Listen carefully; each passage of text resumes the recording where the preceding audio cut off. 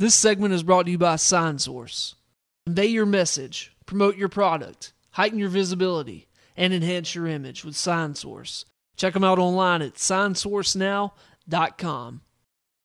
And getting ready for the NFL draft, and we're going to talk about that a little bit later on here with you. But first of all, obviously, teams, it seems like, are getting earlier and earlier starts to their recruiting season. And whereas it used to be a lot of players waiting to National Signing Day, and a lot of them still do, it seems like Alabama and Auburn and SEC schools try to lock down as many of these commitments as early as they can now as possible. Well, they absolutely do. It's become such a rat race. You know, the calendar has changed so dramatically, and it's so rapidly accelerated now that, you know, the goal is to get these kids into your camp as freshmen and sophomores so you can deal with them and study them and talk to them and coach them and see how they respond, and then, you know, continue to study them on tape. And, you know, the offers is the biggest scary thing, I think, for coaches right now. You know, you almost got to offer just to be in on a kid. And it really, in my opinion, I know Nick Saban at Alabama feels this way. I know that Gene Chizik at Auburn feels this way. You know, coaches wish it could just slow down a little bit, because when you get into this rat race and this rush, basically what that can lead to, if you haven't had enough time to study these guys, is it leads to making errors. And you can't afford to make errors. You got to hit on as many as you can. And so it has been accelerated. These prominent programs now are getting a leg up on a lot of folks just because of their stature and how they're perceived by the prospective student athletes. And if you want to be in on a kid, well, you better be ahead of the game, and you better be recruiting early and often. Exactly, Tom. And, Tom, I looked down your ESPN 150, and immediately, once again, Alabama with Reuben Foster has an early commitment there, and Auburn at number 5 with Carl Lawson, a defensive end from Alpharetta, Georgia. And I tell you, Nick Saban really set the bar, and I really think propelled Auburn's program and gave it a chance to jump up a notch. And won a national championship. And Alabama obviously has won 2 out of the last 3. This recruiting battle here in the state of Alabama has been fun to watch the last 2 or 3 years.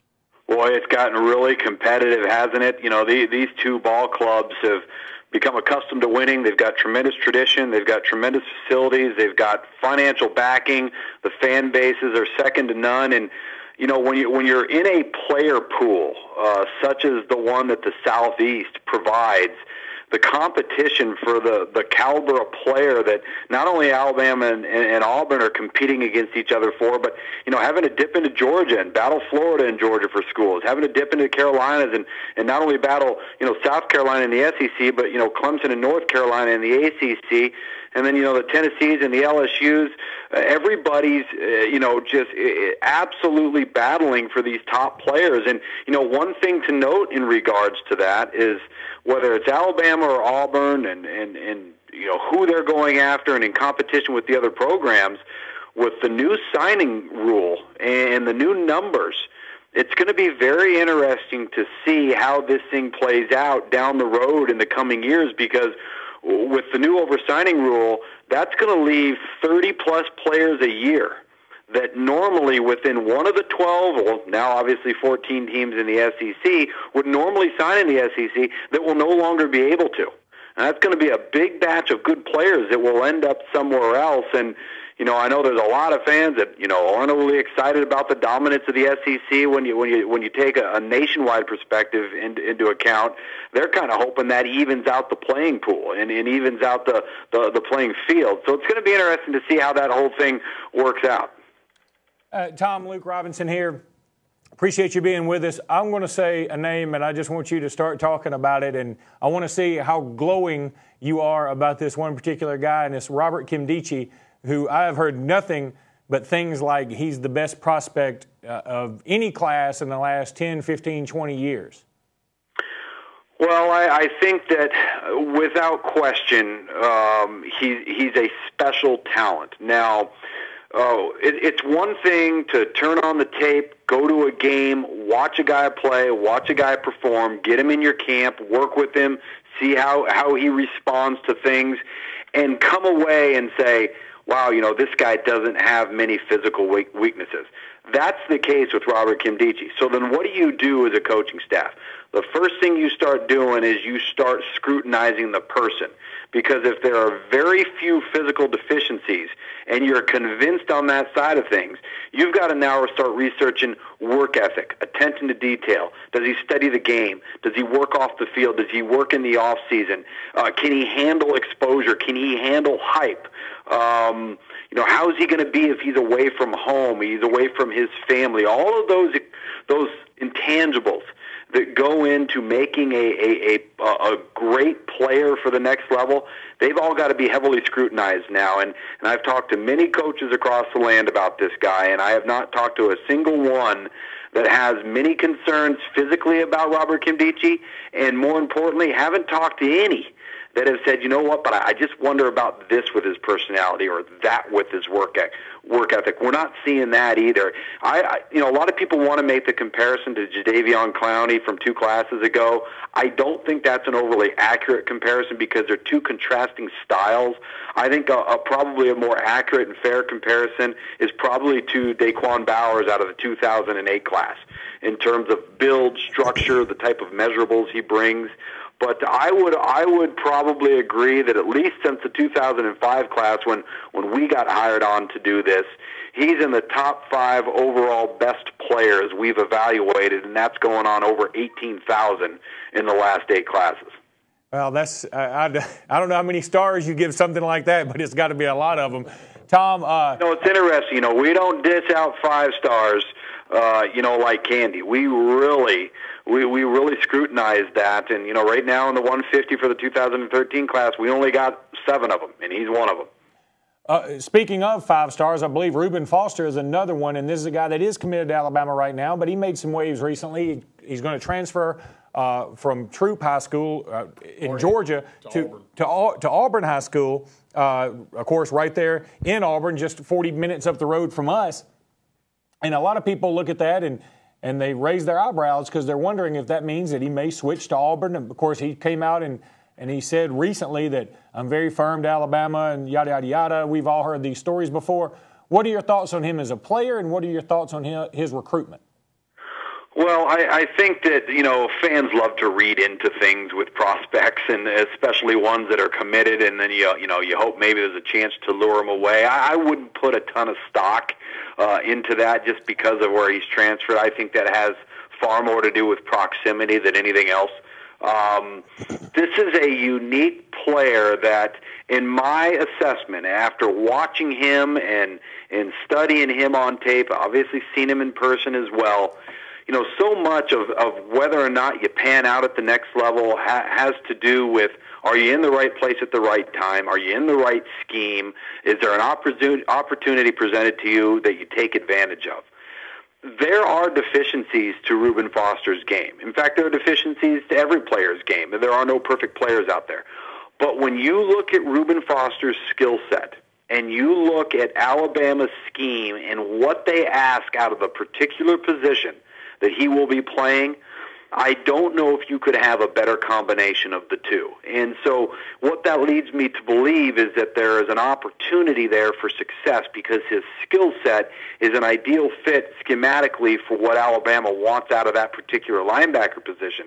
I say that because let's just say Reuben Foster, as great a player as he is, if he was maybe to go to a place where he was going to be in a scheme where he was asked to play in space a lot, I think that's actually one of his deficiencies. I don't know if you would see him and his skill set manifest into what they're capable of if that were the case. With Alabama, that's not going to be what they ask him to do. And so I think that's very important when you start looking at the right fit for guys. And one of the reasons why I think there's a high probability for success with him, because there's a nice fit for his skill set in relationship to the scheme. Well, Tom, I tell you, we love to talk about individual players and either where they've early committed to or, maybe what their possibilities are. But I want to flip and talk about the SEC obviously winning 6 national championships here in a row and just really dominating the world of college football. If I go down through your 150 list right now, I count, and I'll add Texas A&M in there now, and I think obviously joining the SEC is going to do nothing but help them continue to be powerful in recruiting. They have 5 commitments already. Alabama with 6, Auburn with 6, Georgia with 6, Florida with 7, and then you look at other schools from other conferences, you only find a sprinkling, but Looks like Michigan and Ohio State. Looks like Brady Hoke really doing some good work at Michigan right now with 11 early commitments of the 150. Urban Meyer at Ohio State with 7, and another notable from the Big 12 is Texas with 7. But once again, you see the mass of teams with the majority of the players from the SEC. Do you see any time soon anybody knocking this SEC train off the track? Not until some of those programs, maybe like a Michigan, like an Ohio State, like a Texas, an SC, until those programs can draw defensive linemen out of the South. And when I say that, get them to leave the South, then it's going to be very difficult for those programs to get over the hump. Very difficult for those programs. Somebody might be able to get there, but to win it, they're going to have to be better up front than the team from the SEC, because you can say what you want. And I'm not saying this off of my personal opinion only. This is my opinion, but I talk to college coaches routinely throughout the land.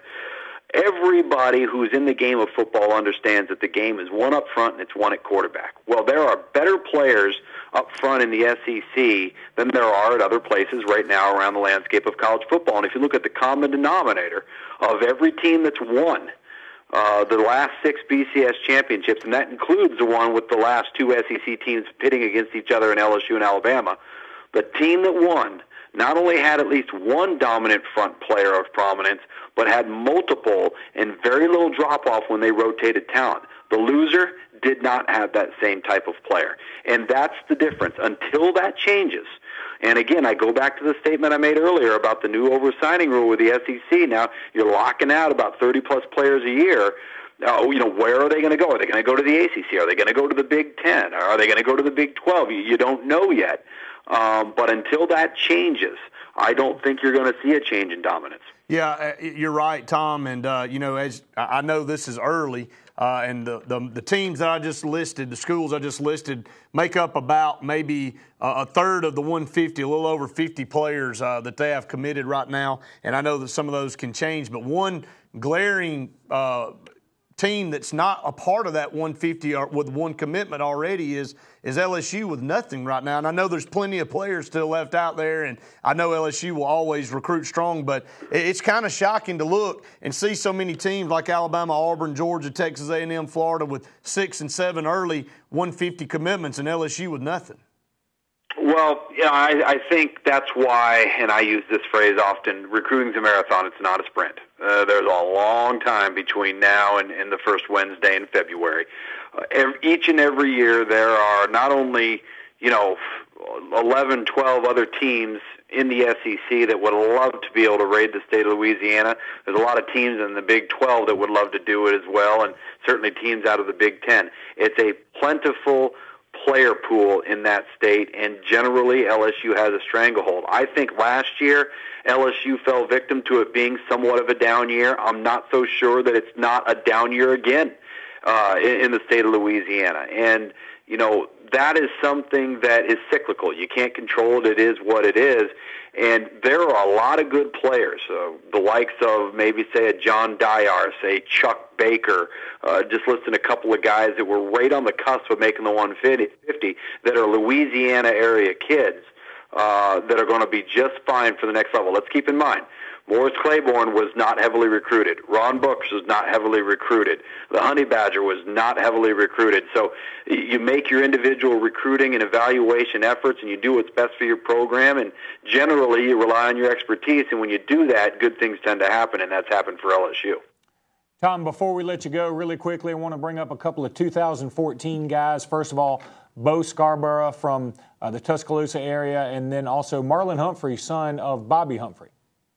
It's interesting. I just got a text from Bobby a couple of weeks back about his young boy. Bobby and I used to coach against each other in the Arena League, and I've known him for a little over a decade now. I think he's got a tremendous opportunity. I think he is ahead of where Madrakas was in a couple of classes ago, probably more of a top-level player for the BCS level of play, which means he's going to start receiving a lot more early attention.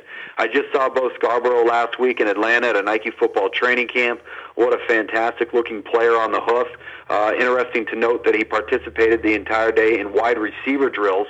I know there's a belief that he will likely enter college as maybe a tailback. When you look at his measurables, I watch him, and he looks like an Alabama linebacker. So it's going to be very interesting to see how he unfolds and what he develops into for the next level. But there's no questioning his overall ability level. It is an outstanding high level. And again, just a sophomore. He's got 2 years to go. Well, Tom, one more thing before we let you go out of here. I know you're busy, and we really appreciate you taking time out. The John L. Smith hire today at Arkansas. What's your thoughts on that? A 10-month contract, $850,000. Luke and I really had a pretty heated discussion in the first segment of our show and had some callers call in and voice their opinion about that John L. Smith hire. What do you think about that? This is a talented Arkansas program that a lot of people felt like had a legit shot to win the SEC, which in turn gives you an opportunity to compete for a national championship. Can John L. Smith come in and do it? Well, I grew up the son of a college coach. I spent almost 10 years in professional football as a coach and a scout, and so I'm always generally going to side with the coach that's been hired in regards to this argument. But I will say this. John L. Smith, every job that he got as a head coach, he got because of success at the previous spot. He earned his way. He built it up.